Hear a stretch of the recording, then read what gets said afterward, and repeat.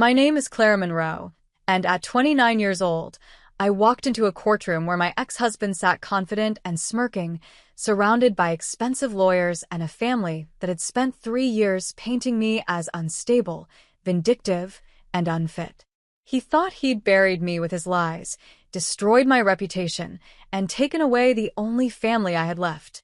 But when a retired federal judge quietly took his seat behind me that morning, the judge presiding over my case froze, his hand trembling as he whispered to his clerk, "Why didn't anyone tell me she was here?" What my ex-husband didn't know was that I'd spent 3 years building something he never could, a foundation made of truth. And today, his empire of lies was about to crumble.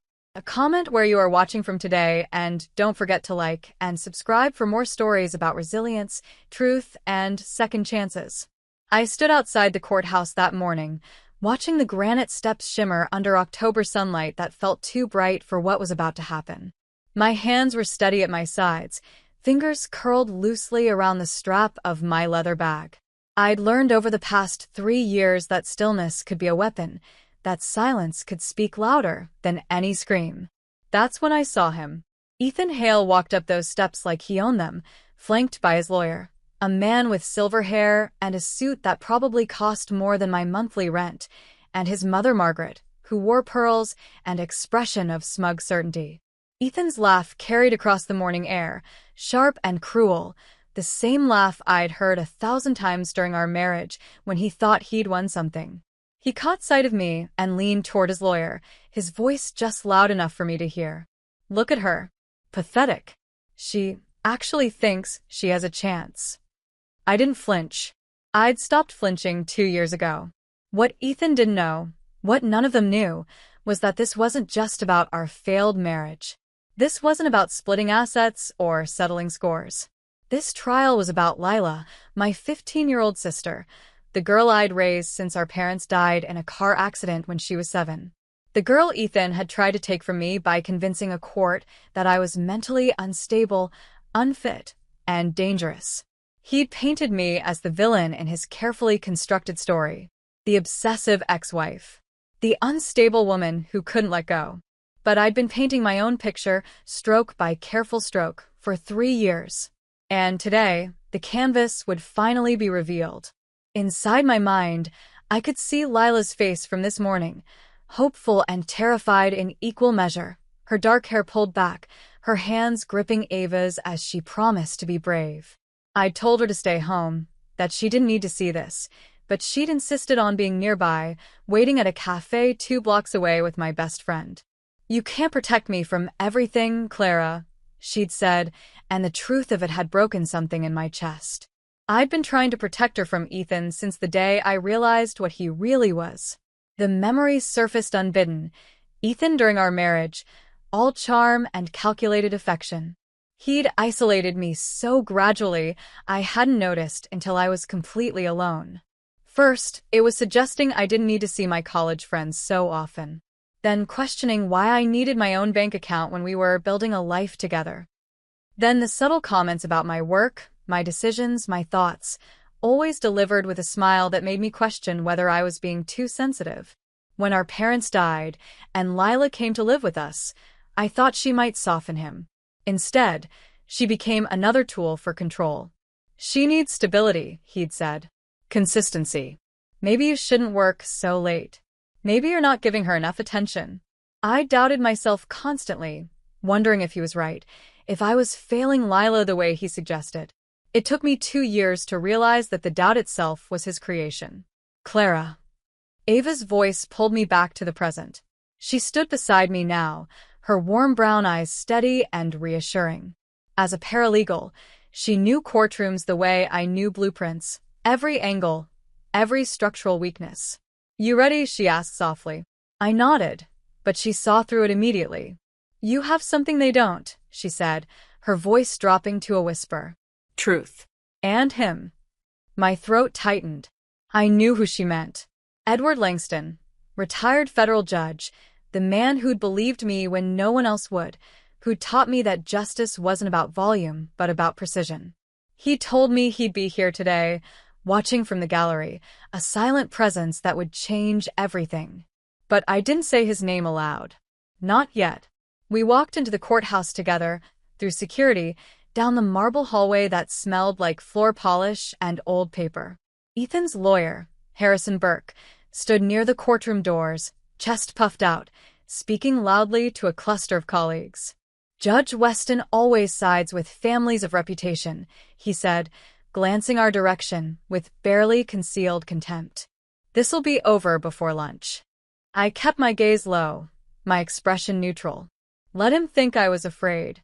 Let them all think I was the broken woman Ethan had described in his filings. I knew something they didn't. Inside the courtroom, the air felt heavier, weighted with wood and formality. I took my seat beside Michael Trent, my attorney, a quiet man in his 40s with sharp eyes and an understated demeanor that people often mistook for timidity.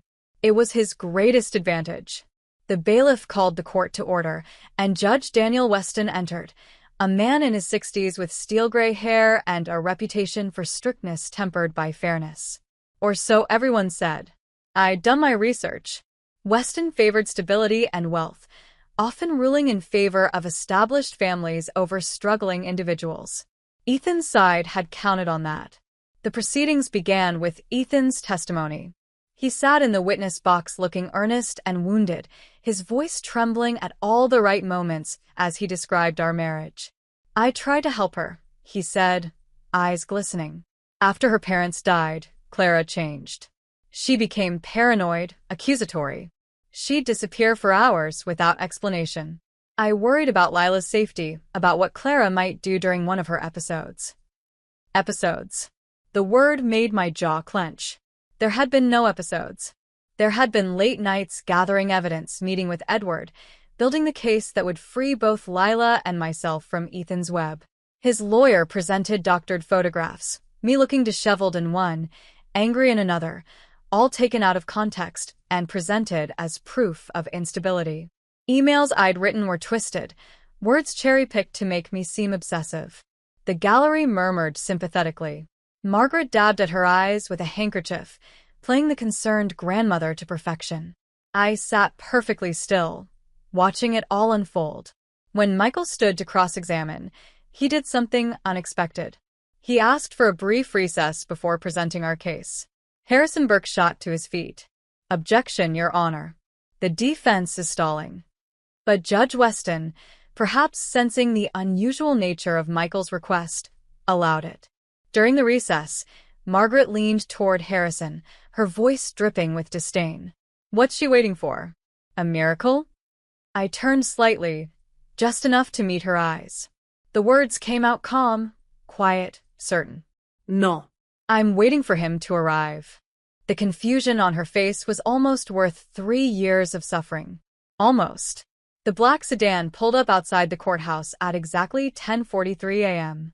I knew because I'd been watching the clock, counting down the minutes until Edward Langston would walk through those doors and change everything. Inside the courtroom, the recess had ended and Ethan was back on the stand, spinning his narrative with renewed confidence. He described a night I'd supposedly thrown dishes during an argument, how Lila had cowered in her room, terrified. It was complete fiction, but he told it with such conviction that I saw several jury members. No, wait, this wasn't a jury trial, just the judge. I saw Judge Weston lean forward, concerned. I had no choice but to document everything, Ethan continued. For Lila's protection. I have videos, recordings, witnesses who can confirm Clara's erratic behavior. My stomach twisted, but I kept my face blank. Michael had warned me about this. Ethan would try to bury me in manufactured evidence, hoping I'd crack under the pressure. But I'd been preparing for 3 years. I knew how to breathe through the lies. Judge Weston was listening intently, his expression grave. His reputation had preceded him. Strict but fair, they said, though I'd learned he had a tendency to favor families with established wealth and social standing. The Hales fit that description perfectly. Old money, community ties, charitable foundations that bore their name. I was just Clara Monroe, the architect who'd lost her professional reputation when Ethan framed me for his crimes. The unstable widow who couldn't hold her life together after tragedy. That was the story everyone knew. But stories could be rewritten. Michael stood, adjusting his glasses in that careful way he had. Your Honor, the defense would like to call an additional advisor to review the evidence before cross-examination. Harrison Burke exploded out of his seat. That's highly irregular, Your Honor. The witness list was submitted weeks ago. This is ambush tactics. Judge Weston frowned, but after a moment's consideration, he nodded slowly. I'll allow it. But, Mr. Trent, this is the only irregularity I'm permitting today. Understood, Your Honor. The courtroom doors opened. I didn't turn around immediately. I wanted to savor this moment, the last seconds before everything shifted. I could feel the change in the air, the subtle tension that preceded revelation. Then I turned. Edward Langston walked down the center aisle with the quiet authority of a man who'd spent 30 years interpreting the law at its highest levels. He was in his mid-50s, dressed in a dark suit that was impeccable without being showy, his silver hair neatly trimmed. There was nothing flashy about him, no dramatic entrance, no theatrical gestures. He simply walked forward and took a seat directly behind me in the first row of the gallery. Harrison Burke frowned, studying him with narrowed eyes. He didn't recognize Edward. Why would he? Edward had been retired for 5 years, had deliberately kept a low profile during his career, preferring to let his rulings speak rather than seeking publicity. But Judge Weston recognized him. I watched Weston's face from the corner of my eye and saw the exact moment recognition hit. His hand, reaching for his water glass, froze mid-motion. His eyes widened fractionally, and his lips parted as though he wanted to speak, but couldn't find the words. Then, in a voice barely above a whisper, he turned to his clerk and said, "Why didn't anyone tell me she was here?" The pronoun was wrong. He'd meant to say he, but the shock had rattled him. The clerk looked confused, glancing around the courtroom as murmurs rippled through the gallery. Edward simply sat, hands folded in his lap, and gave me the smallest nod. Just the corner of his mouth lifting in something that might have been a smile. Margaret's smug expression had vanished. She leaned toward Ethan, whispering urgently, but he looked just as confused as everyone else. Only Judge Weston understood what Edward's presence meant. I'd met Edward 3 years ago, during the darkest period of my life. Ethan had just left me, taking Lila with him and filing papers that painted me as dangerous. My architectural license was under review after discrepancies appeared in projects I'd worked on, discrepancies Ethan had manufactured using my credentials to funnel money through fake construction contracts. I was drowning, and everyone thought I'd done it to myself. Edward had been reviewing cases for a federal inquiry into construction fraud, unpaid work he did because he believed in justice, and my name appeared in the files. He'd read my testimony, seen the timeline, and recognized the pattern of financial abuse and gaslighting. He'd reached out to me through a mutual connection, met me at a coffee shop, and asked me one question: do you want justice or do you want revenge? I told him the truth. I want my sister back, and I want my name cleared. He'd studied me for a long moment, then nodded. Then we'll build a case. Properly. Quietly. And when the time comes, the truth will speak for itself. For 3 years, he'd guided me, teaching me how to gather evidence legally, how to document everything, how to be patient when every instinct screamed to act. He taught me that justice wasn't loud, it was deliberate. And now he was here, and Judge Weston knew that everything was about to change. Ethan's confidence had faltered. He kept glancing back at Edward, trying to understand why the judge looked so unsettled. Harrison Burke cleared his throat. Your Honor, may we continue? Weston blinked, pulled himself together. Yes. Yes, of course. Mr. Hale, please continue your testimony. But something had shifted. The judge's questions were sharper now, more probing. When Ethan described my supposed instability, Weston asked for specific dates, concrete examples, documentation beyond the photos and emails. Ethan stumbled over his answers, and I saw the first crack in his facade. Margaret leaned forward, her knuckles white against the gallery railing. She'd built her family's reputation on control and appearances, and she could feel that control slipping away. Michael caught my eye and gave me the slightest nod. The plan was unfolding exactly as we designed it. When Ethan finally stepped down from the witness stand, he walked past me and hissed under his breath, "Who is that man?" I looked up at him, my expression serene. It was a masterful performance. If I hadn't lived through the reality, Margaret's cold dismissal of my concerns, her active participation in isolating me from family friends, her gleeful reinforcement of every lie Ethan told, I might have believed her myself. Harrison called 2 more character witnesses, both friends of the Hale family, both describing me as unstable, jealous, and vindictive. They painted a picture of a woman spiraling out of control, unable to cope with grief, and turning her pain outward toward her innocent husband. I sat through it all, my hands folded in my lap, my breathing steady. Michael had prepared me for this. "They'll try to bury you in narrative," he'd said. "Let them. Because every lie they tell gives us an opening." When the character witness is finished, Judge Weston turned to Michael. "Does the defense wish to cross-examine?" "No, Your Honor.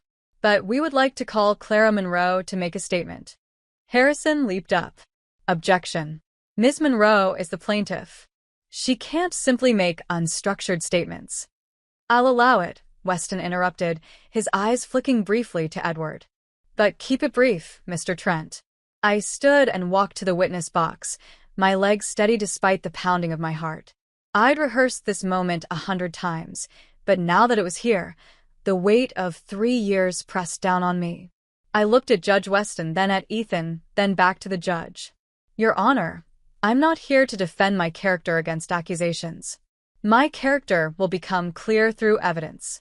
But I do have some questions I'd like answered, if the court permits." Weston frowned. "This is unusual, Ms. Monroe, but proceed."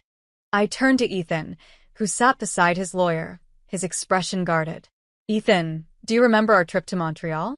3 years ago in April?" His jaw tightened. "What does that have to do with?"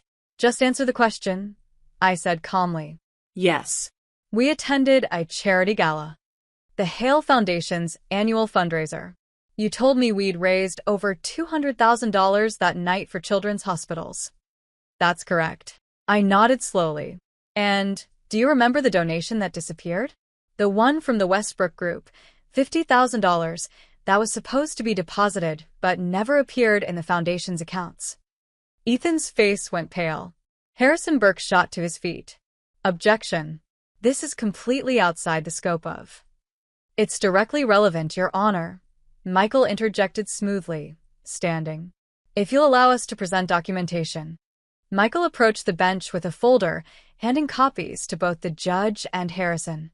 I watched Ethan's face as his lawyer read the documents, saw the moment comprehension, and panic flashed across his features. "Your Honor," Michael said quietly, "what appears to be a simple charity gala was actually a front for financial fraud. The Westbrook donation, along with several others, was funneled through Ethan Hale's company and into an offshore account. The charity never saw a penny." The courtroom erupted in murmurs. Judge Weston's gavel cracked against the bench. "Order." Margaret had gone rigid in her seat, her face ashen. Ethan found his voice. "This is ridiculous.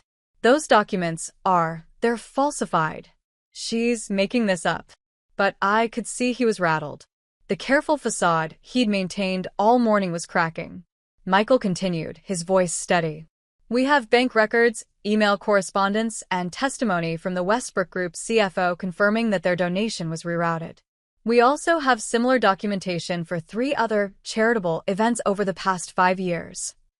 Edward, still seated behind me, passed another folder to Michael through the gap in the gallery railing. It was a smooth, practiced motion, barely noticeable. But Judge Weston saw it, and his eyes widened again. Michael opened the new folder. "Your Honor, this is a sealed affidavit from the Federal Inquiry into Construction Fraud in the Northeastern District.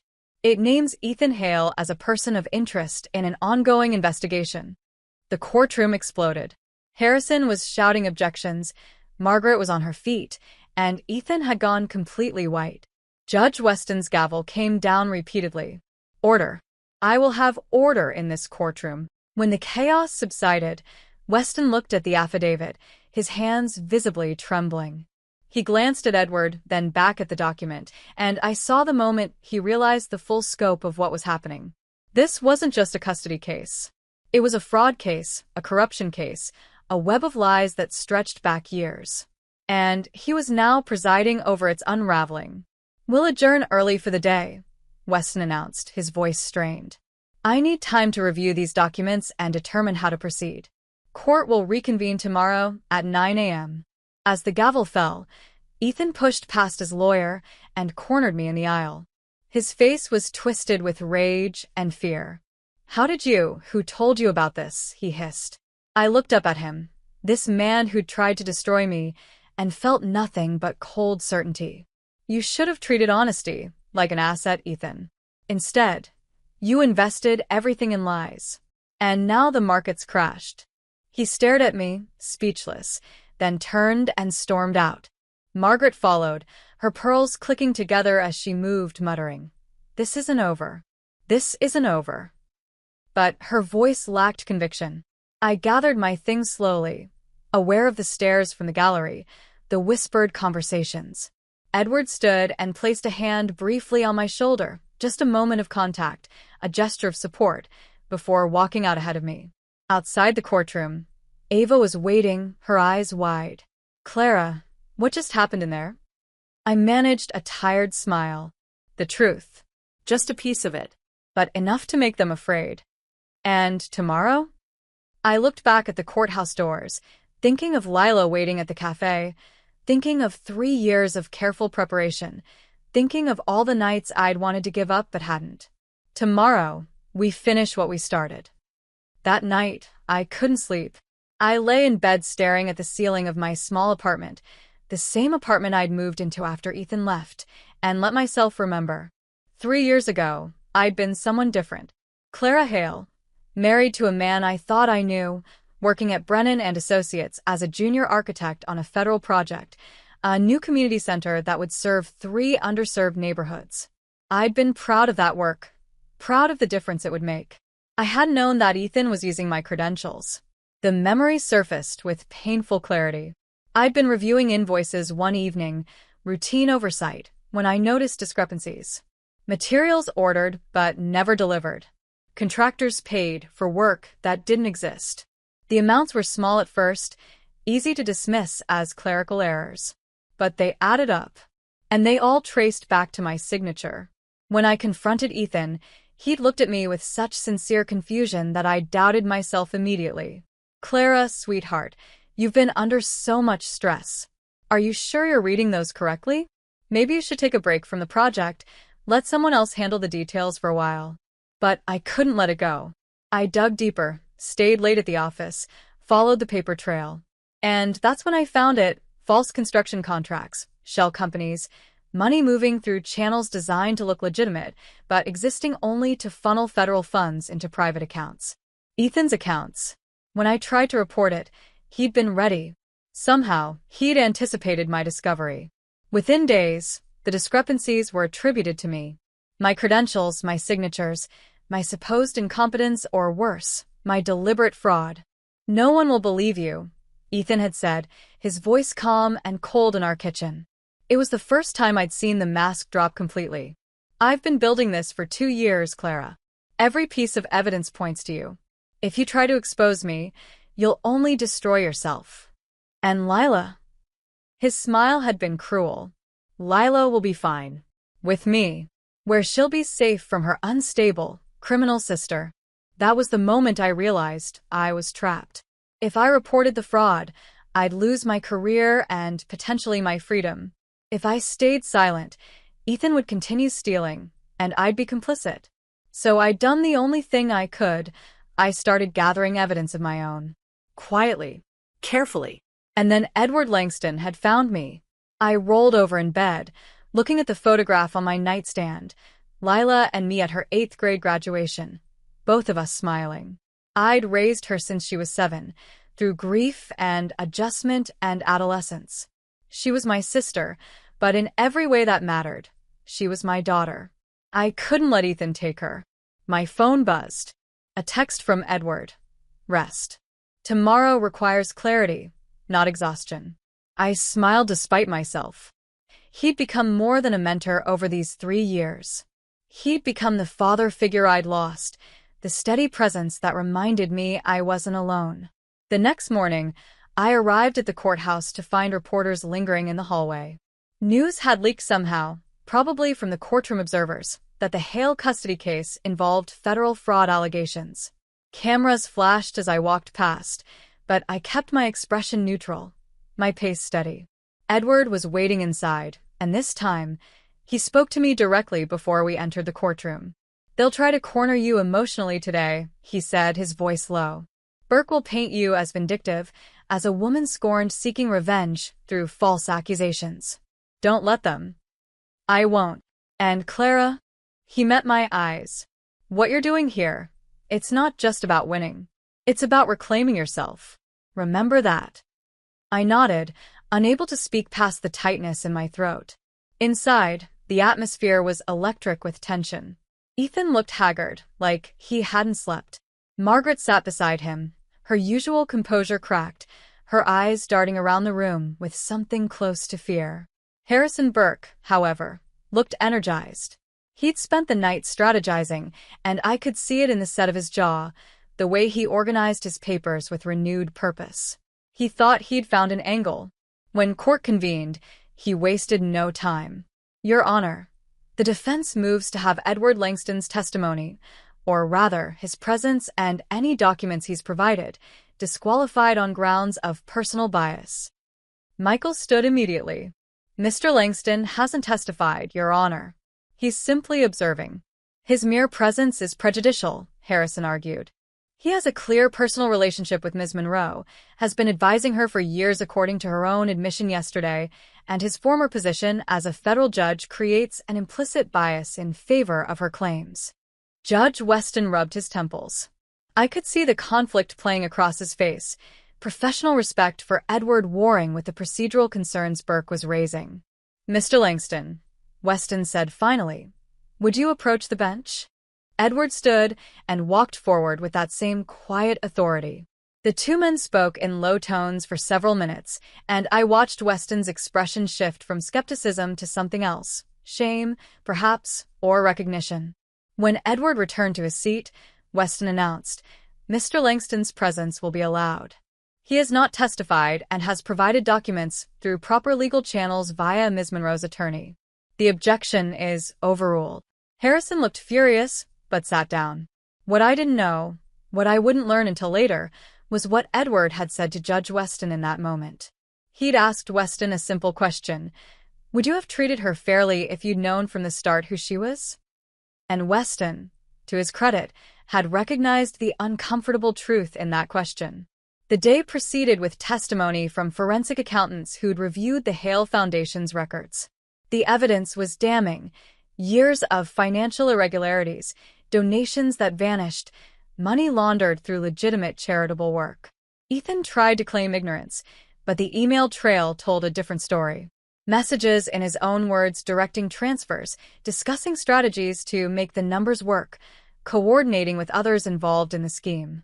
By midday, even Margaret looked defeated. Ethan arrived looking worse than yesterday. His suit was immaculate as always, but there were shadows under his eyes, and his confident swagger had been replaced by something tighter, more defensive. He avoided looking at me completely, which told me more than any confrontation could have. He was afraid. Margaret walked beside him, her face set in hard lines. Gone was the concerned grandmother act. Now she just looked angry, her jaw clenched so tight I could see the muscle jumping beneath her skin. Edward was already in the courtroom when I entered, seated in his usual spot in the first row of the gallery. His presence had become a touchstone for me. Every time doubt crept in, I'd glance back and see him there, steady and certain. He gave me a small nod as I took my seat beside Michael. "Ready?" Michael asked quietly. I nodded. We'd spent last night preparing for today's session.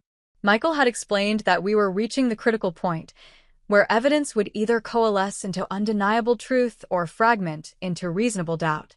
"They're going to fight hard today," he'd warned. "Burke knows this is his last chance to control the narrative." Judge Weston entered, and I studied his face as he settled into his chair. He looked like he'd aged years in the past few days. There was a heaviness to his movements, a reluctance that hadn't been there at the start of the trial. He called the court to order, and Harrison Burke immediately requested to speak. Your Honor, the defense would like to reopen proceedings with a motion to dismiss the financial allegations as irrelevant to the custody matter at hand. Denied, Weston said, so quickly that Burke blinked in surprise. The financial improprieties go directly to character and fitness as a guardian. Continue with your case, Mr. Burke. Burke's jaw tightened, but he nodded. When he stood to address the court, his tone was more aggressive than I'd heard before. Your Honor, what we're witnessing is a classic case of a vindictive woman using emotional manipulation and theatrical accusations to destroy a man's reputation. Clara Monroe is not here seeking justice. She's seeking revenge. The words hit like they were meant to, sharp and accusatory. I felt Ava tense beside me in the gallery, but I kept my breathing steady. Ms. Monroe has spent 3 years building this elaborate conspiracy theory, working with, he gestured toward Edward, influential connections to manufacture evidence and objection. Michael's voice was calm but firm. Counsel is making unfounded accusations without evidence. If he has proof that any evidence was manufactured, he should present it. Sustained, Weston said. Mr. Burke, stick to provable facts. Burke's face flushed, but he pressed on. Then let's talk about facts. We'd like to submit new evidence, courtesy of a more thorough investigation into Ms. Monroe's activities over the past 3 years. My stomach dropped. What had they found? Burke approached the bench with a file, and Michael stood immediately to review it. I watched my attorney's face as he read, looking for any sign of concern, but his expression remained neutral. After a moment, Michael looked up. Your Honor, we'd also like to submit new evidence, audio recordings obtained legally through Mr. Langston's federal inquiry connections. He pulled a small device from his briefcase, and suddenly the courtroom fell silent with anticipation. These are recordings of phone conversations between Ethan Hale and several business associates, discussing the creation of false documentation and witness coaching. Burke shot to his feet. Objection. Where did these recordings come from? How do we know they're authentic? They came from a federal wiretap authorized during the construction fraud investigation, Michael replied calmly. They've been authenticated by federal forensic analysts. I have their reports here. Weston held up a hand. I want both sets of evidence submitted for my review. We'll take a short recess while I examine them. As the judge disappeared into his chambers, the courtroom erupted into frantic whispers. Ethan leaned toward Burke, speaking urgently, his face pale. Margaret had her hand on his arm, squeezing so hard her knuckles were white. I turned to look at Edward, and he mouthed 2 words. Stay calm. The recess felt endless. Ava brought me water that I couldn't drink. My hands were steady, but my heart was racing. Everything hinged on what happened next, whether the judge would allow the recordings, whether Burke's counter-evidence would undermine our case. When we reconvened 20 minutes later, Judge Weston looked grim. Mr. Burke's evidence consists of testimony from 3 individuals claiming Ms. Monroe contacted them seeking false testimony against Mr. Hale. However, he paused, his voice hardening.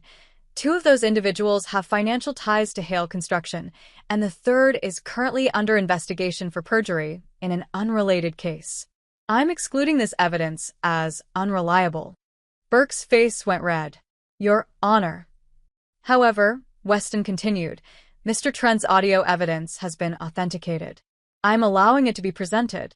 The courtroom exploded with noise. Reporters in the gallery were frantically taking notes. Margaret looked like she might be sick.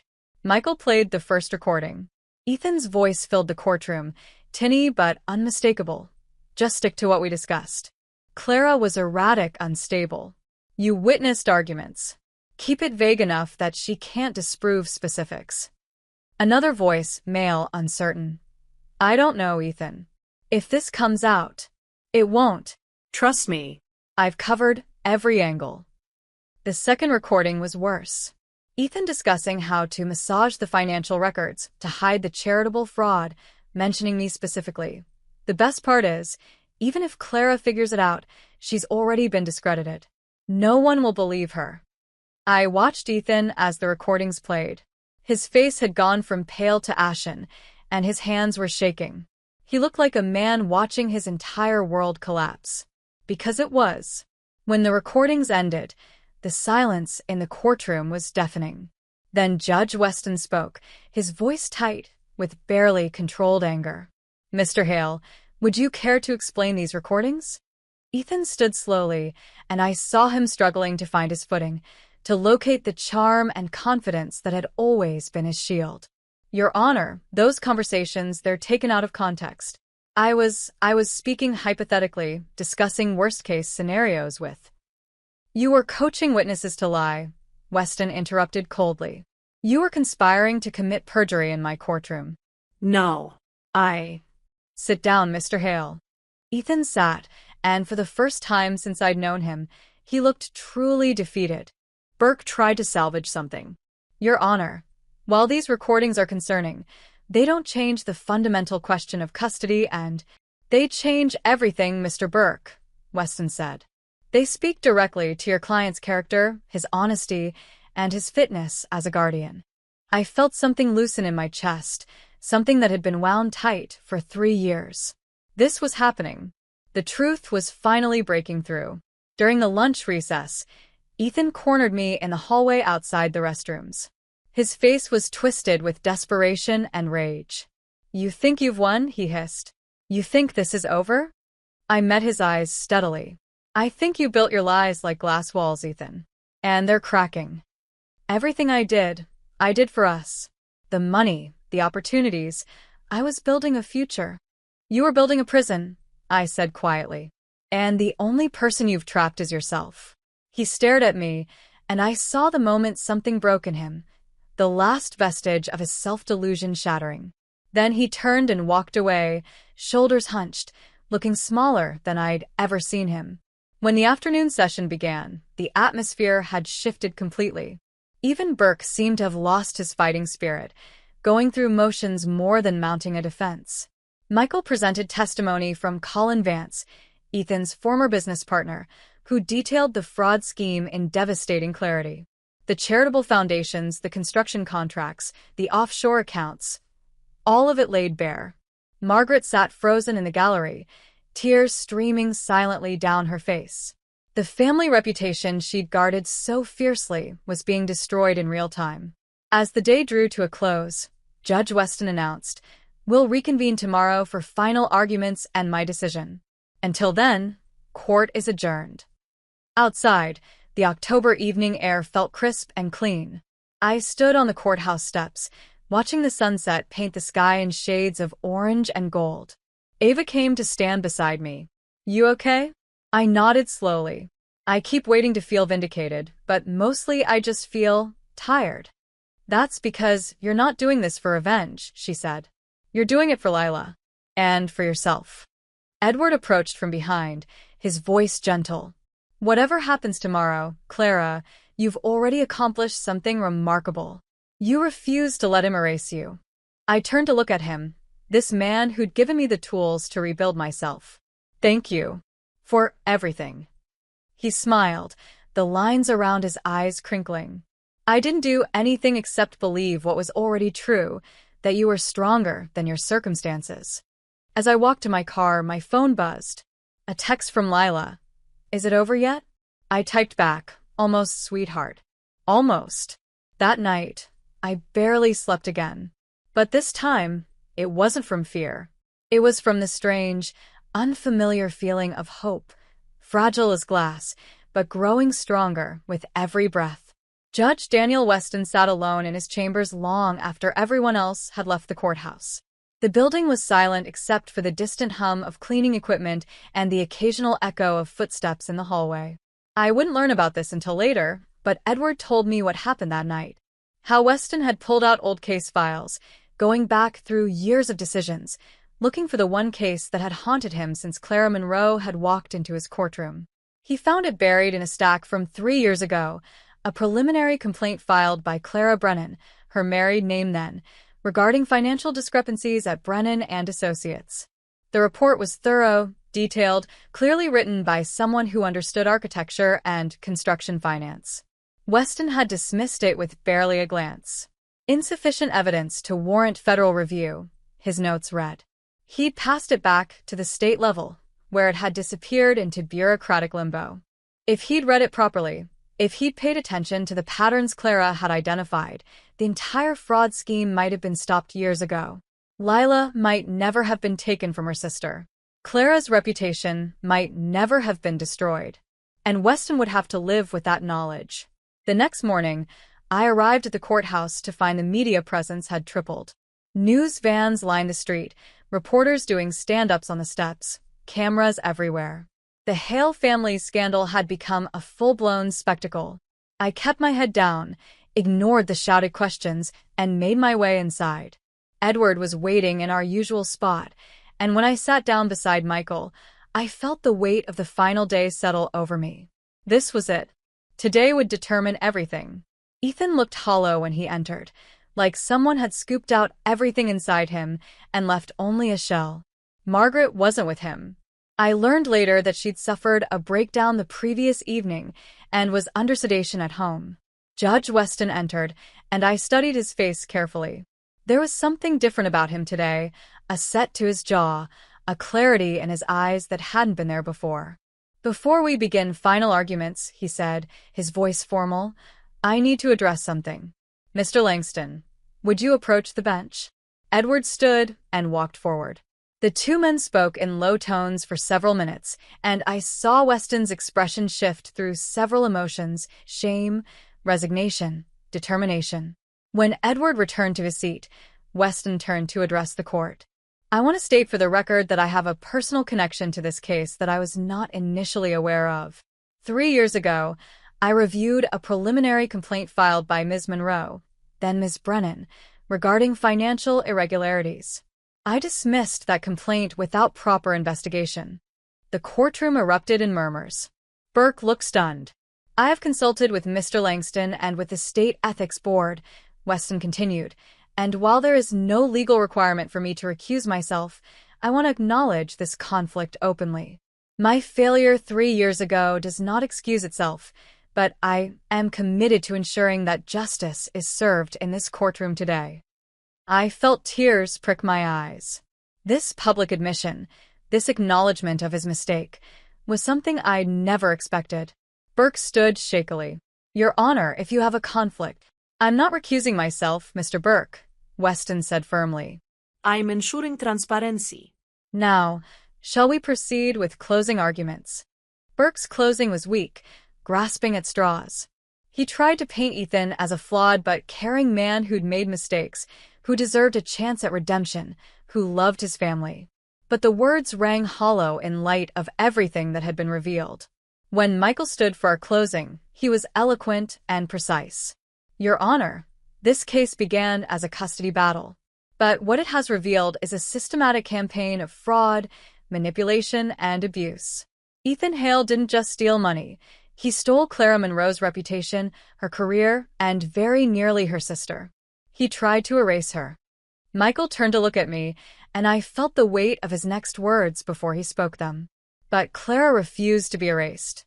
She spent 3 years building a case, not out of vengeance, but out of love. Love for her sister, love for truth, and ultimately, love for the person she refused to let Ethan destroy, herself. The courtroom was absolutely silent. "The question before this court is simple," Michael concluded. "Who should raise Lila Monroe? A man who has been proven to lie, steal, and manipulate?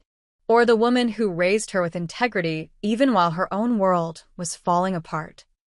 He sat down, and Judge Weston nodded slowly. "I'll need time to deliberate. Court is adjourned until 2 p.m. Those 3 hours were the longest of my life. Ava and I sat in a small cafe 2 blocks away, neither of us able to eat. Edward had excused himself, saying he needed to make some calls, but I suspected he just wanted to give me space. My phone rang. It was Lila. "Clara?" Her voice was small, frightened. "What's happening?" "The judge is deciding," I said, fighting to keep my voice steady. "We'll know soon." I want to come home, she whispered. I want to be with you. Soon, sweetheart. I promise. When we returned to the courthouse at 2 p.m., the courtroom was packed. Every seat filled, people standing along the walls. The air felt electric with anticipation. Judge Weston entered, carrying a folder. His face was grave, unreadable. I've reviewed all the evidence presented in this case, he began. And I've had to confront some uncomfortable truths about the parties involved, about the systems we trust, and about my own failures. He paused, looking directly at me. Ms. Monroe, 3 years ago, you came to the justice system seeking help. And the justice system failed you. I failed you. I dismissed your complaint without proper consideration, and in doing so, I allowed the fraud and abuse to continue. My breath caught, but you didn't let that failure define you. You built your case carefully, legally, with patience and determination. You proved that justice, while sometimes delayed, can still prevail. He opened the folder. In the matter of custody of Lila Monroe, I am granting full legal guardianship to Clara Monroe, effective immediately. The courtroom exploded. I heard Ava cry out behind me, felt Michael's hand on my shoulder, but I couldn't move, couldn't breathe. I'd won. Lila was coming home. Furthermore, Weston continued, his voice cutting through the noise, I am referring Ethan Hale's case to federal prosecutors for criminal charges of fraud, perjury, and falsification of documents. Mr. Hale, you will surrender yourself to federal custody within 24 hours. Ethan didn't move. He just sat there, staring at nothing, completely broken. Mr. Burke, Weston added, I strongly suggest you resign from this case before you face potential charges as an accessory. Burke gathered his papers with shaking hands and left without another word. As the gavel fell, I finally allowed myself to cry. 3 years of held-back tears, 3 years of pain and fear and desperate hope, all flooding out at once. The aftermath was chaos. Reporters swarmed the courthouse steps, shouting questions. Federal marshals entered to take custody of Ethan, though they'd granted him the 24 hours to turn himself in. I pushed through it all, Ava on one side, Michael on the other, until I reached the street where my car was parked. And there, leaning against a lamppost, was Lila. She saw me and ran. We collided in the middle of the sidewalk, and I held her tighter than I'd ever held anyone, feeling her sob against my shoulder. I'm sorry, she kept saying. I'm so sorry I couldn't stop him. Shoo, sweetheart. None of this was your fault. None of it. We stood there for a long time, just holding each other while the world moved around us. That evening, back at my apartment, our apartment now, Lila and I sat on the couch eating takeout Chinese food.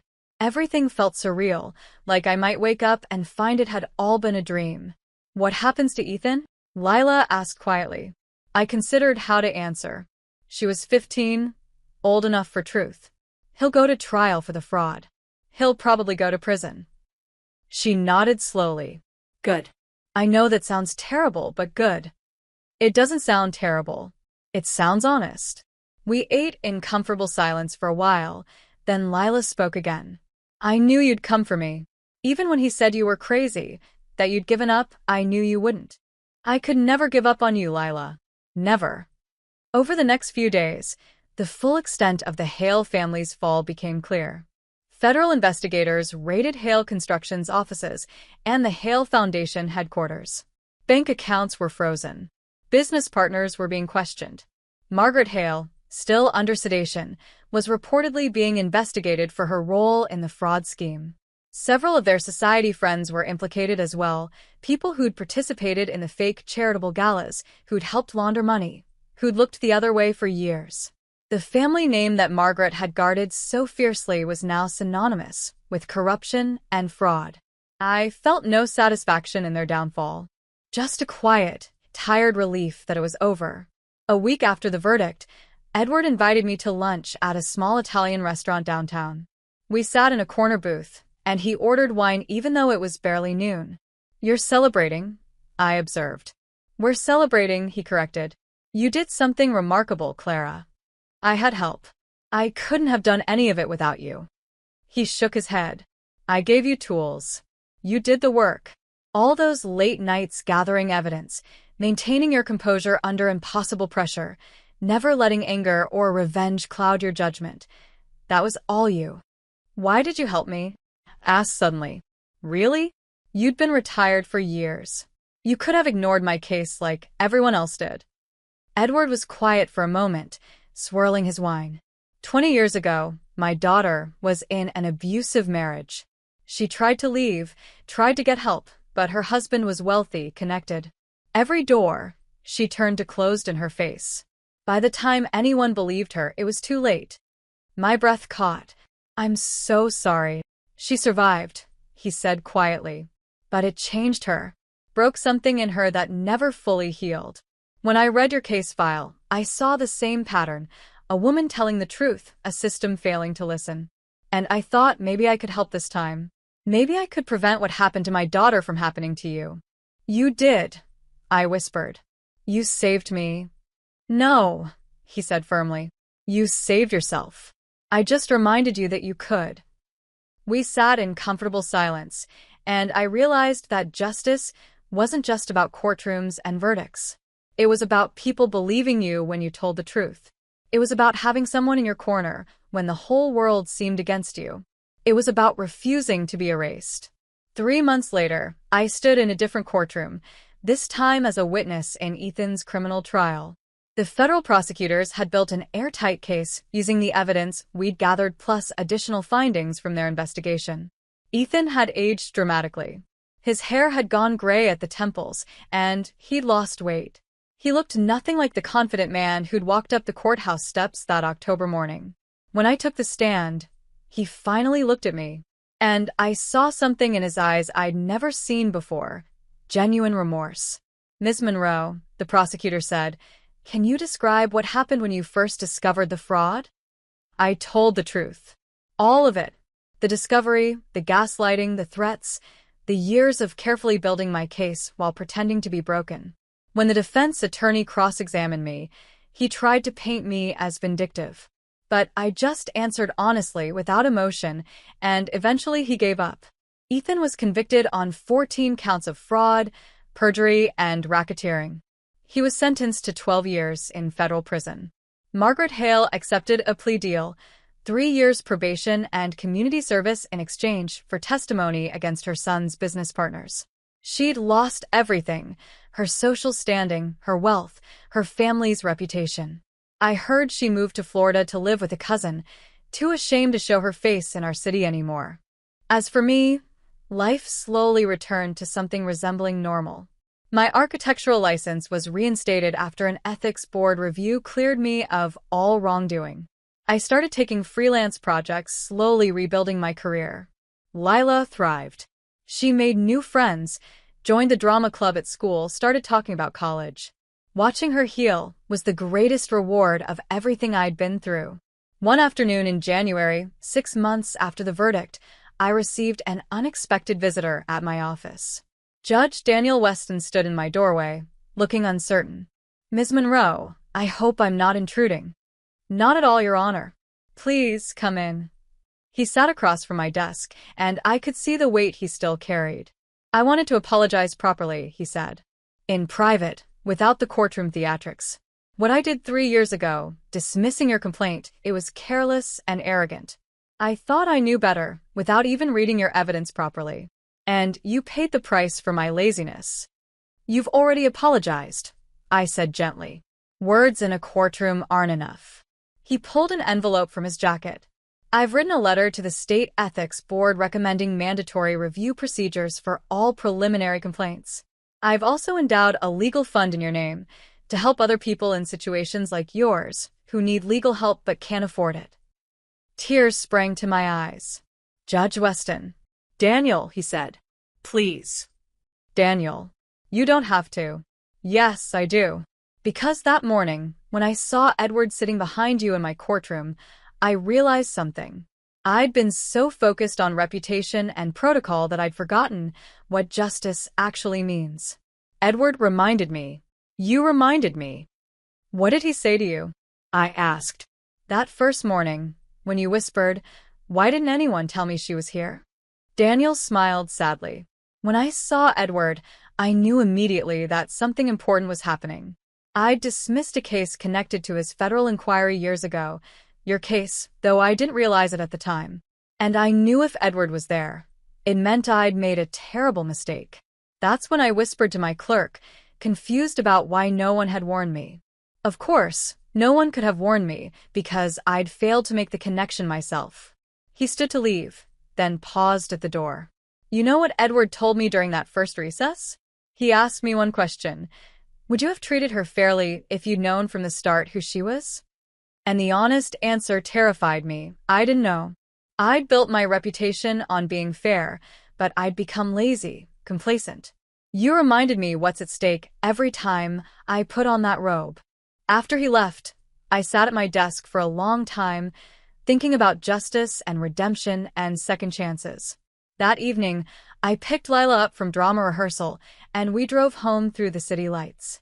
She was chattering about her role in the spring play, and I listened, letting her happiness wash over me. When we got home, I found a small package on our doorstep. Inside was a brass plaque, beautifully engraved, with a note from Edward. Asterisk for your desk. Remember what you've proven. That truth doesn't need to shout. It just needs to be patient. Eat asterisk. The plaque read, Justice isn't loud. It's deliberate. I carried it inside and placed it on my desk, where I could see it every day. A reminder of what I'd survived, what I'd fought for, and who I'd become. Lila appeared in the doorway of my office. What's that? A reminder, I said, that we're stronger than our circumstances. She came to stand beside me, reading the inscription. Then she hugged me tight. I'm proud of you, Clara, for never giving up. I'm proud of us, I corrected, for surviving. That night, as I lay in bed, I thought about Ethan in prison, Margaret in exile, and the empire of lies that had crumbled. I thought about Judge Weston's apology and Edward's quiet mentorship and Michael's steady support. But mostly, I thought about the woman I'd been 3 years ago, drowning, desperate, doubted by everyone including herself. And the woman I'd become, steady, certain, unbreakable. Ethan had tried to bury me. He tried to erase me from my own life, to paint me as crazy and broken and worthless. Instead, I'd built my own foundation. Brick by brick, piece of evidence by piece of evidence, day by day. And when the time came to stand on it, it held. I'd learned that justice wasn't about being loud. It wasn't about revenge or anger or even vindication. It was about being deliberate, about telling the truth quietly, consistently, without wavering, about believing in yourself even when no one else did. And in the end, that quiet persistence had been stronger than all of Ethan's lies. I fell asleep that night with Lila safe in the room next door, with my name cleared and my career restored, with the brass plaque sitting on my desk and the weight of 3 years finally lifted from my shoulders. I fell asleep finally, truly, completely free. And in the morning, I would wake up and build something new. If you've ever been dismissed, doubted, or told your truth didn't matter, what did you build in the silence while they underestimated you? Hit that like button and subscribe for more stories about justice, resilience, and the strength it takes to reclaim your life.